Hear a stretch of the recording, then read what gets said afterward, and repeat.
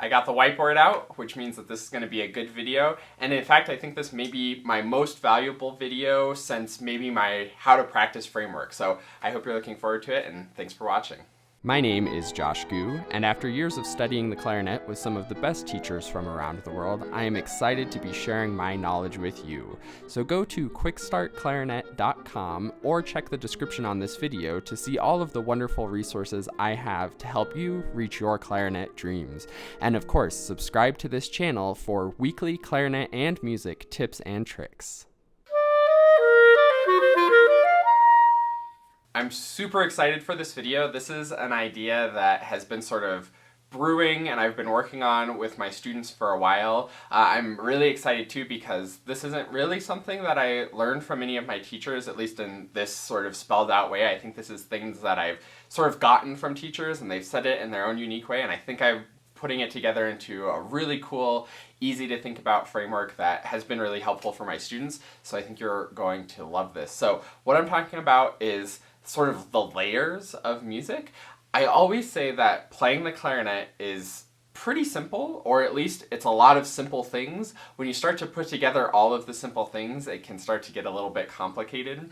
I've talked before about pressure paradoxes, where like the fingers have to be light and relaxed, but the air has to be super strong, and the embouchure has to be like firm to the touch, but not too firm on the reed. So there's all of this kind of action happening in clarinet playing all of the time, and this is another example of how that kind of comes up in music with what we have to do musically versus what we have to do clarinet playing wise. A great example of sort of what I'm going to be talking about is when you have like a big interval from a low note to a high note, and the tendency of the clarinet is to go like ba, hee, and like pop out on those high notes and be a little weak on those low notes. So we have to compensate for that so we get the musical result of it being roughly even. So I'm going to draw some stuff up here and start talking about these different layers of music that you can be thinking about. So let's use the classic, infamous first couple measures of the Mozart concerto. So on the music, we have the surface level of the music, which is what we see on the page. Dim, bum, bum, bum, bum, bum, bum. Approximately that. And something interesting on the surface level of the music too isn't just the notes and the rhythms, but we also have bar lines. Bar lines can be deceptively tricky. Dim, bum, bum, bum, bum, bum. And then there's the next bar line. So that's the surface of the music. Now, one level below that, and again, these levels aren't necessarily in any particular order. They all sort of work together at the same time, and that's why music gets a little complicated, because each level, each layer is simple on its own, but once you put it together, it gets a little tricky. So we have the rhythm is the next level that I'm going to be drawing, and there is already rhythm in the surface of the music, but there's a little bit deeper level of the rhythm too, which is how you're grouping it, where you're leading forward to. So for this one, it's dim, that's sort of just starting, dum, ba, dee, that's leading there, dee, yum, bum, bum, bum. So that's what our rhythm's doing, is we're leading to those points. Dim, bum, bum, dee-yum, bum, bum, bum. Bum, bum, bum. Like there's clear direction rhythmically with where it's going. And notice that we're already going against the surface level of the music. We already have one of these because bum bum beam is leading over the bar line right away. So looking out for those rhythm things is really important. Then we have articulation I'm going to do for the next layer. Let's see. Yeah, so that is tongue. Or at least I think it's tongue. Again, this is, you can do whatever your normal articulation is, but it's a different layer to the music, right? Dim, ba, da. And let's say that one's tongue. Dim, bum, bum, bum. So the articulation is doing one thing, and you can see it's different than the rhythm. The rhythm's grouping over the bar line, the articulation articulates at the bar line. So again, we have some contrasting things happening. And then the next layer I'm going to do is the phrasing.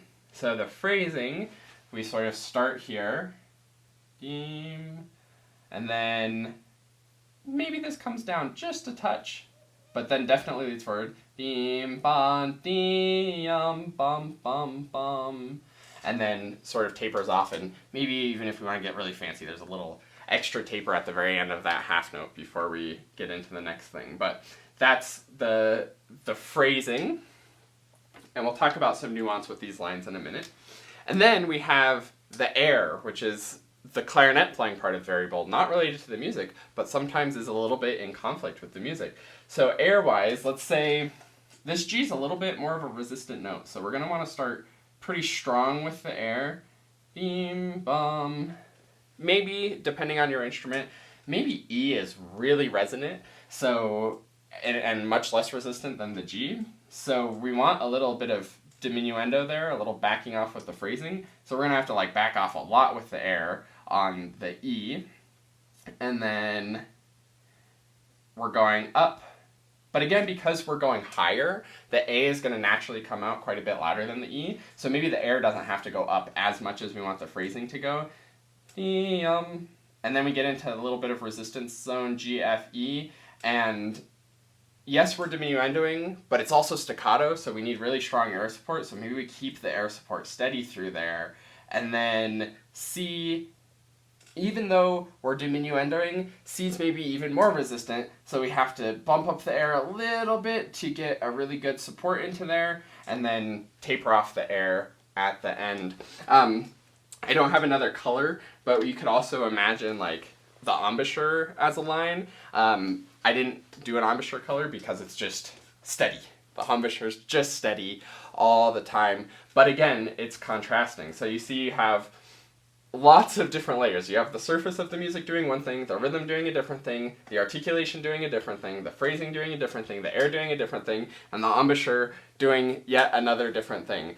Each one of those on their own, very simple, very straightforward. You start to put it together, and it can get a little complicated. But let's look a little more deeply at the nuance to these things and how you can use this to actually improve your playing.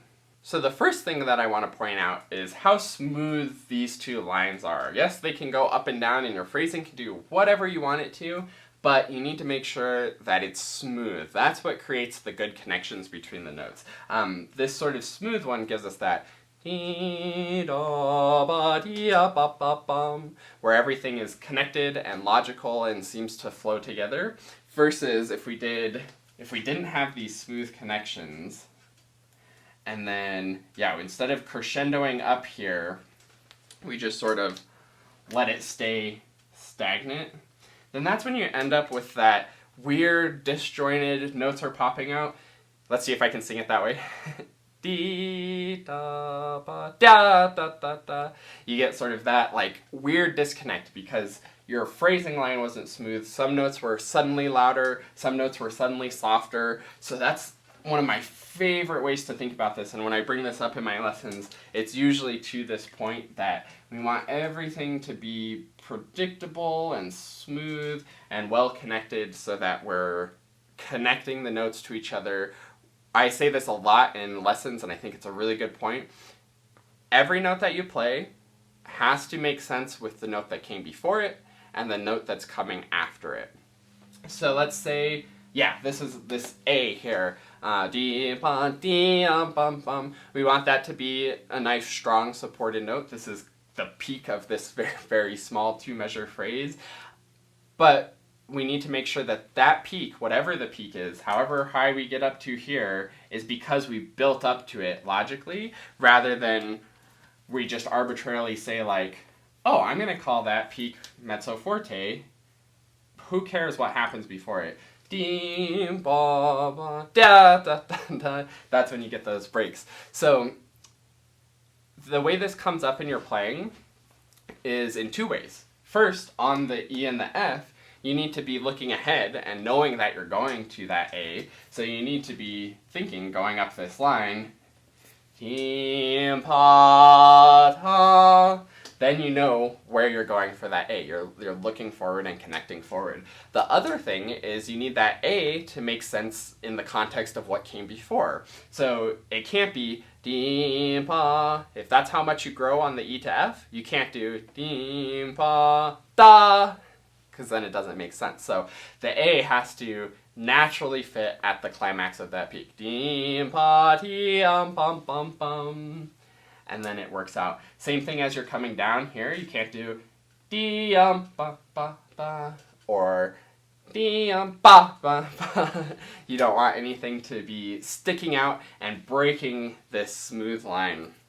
This doesn't apply so much in this Mozart example, but it's also super true when you're doing anything with rubato. This is something that students run into problems a lot with when they're doing rubato, is how to, again, bend the tempo line without breaking it. Normally the tempo line's just straight, steady, perfect tempo. That's exactly what we would want in this Mozart. But let's say we're doing some crazy interpretation, or maybe this isn't the Mozart concerto and it's some piece that has lots of rubato, and maybe we want to stretch a little bit on that high A, which I think musically makes sense. So what you have to do with the rubato and the tempo, dim bum bum bum bum bum bum, you have to have it be smooth.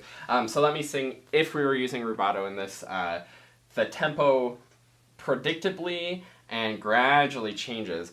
Bum, bum, bum, bum, bum. And then it can sort of pick it back up. Again, that sounds terrible. Don't play your Mozart concerto that way. But just for demonstration purposes, the thing that students will do a lot is they'll say, oh, I want that A to be a little bit longer and stretch a little bit there. So they'll stretch on the A, but again, you can see how this tempo line is broken now. And that sounds really bad in just like wrong rhythm. Dee, da, ba, dee, ya, dun, dun, dun.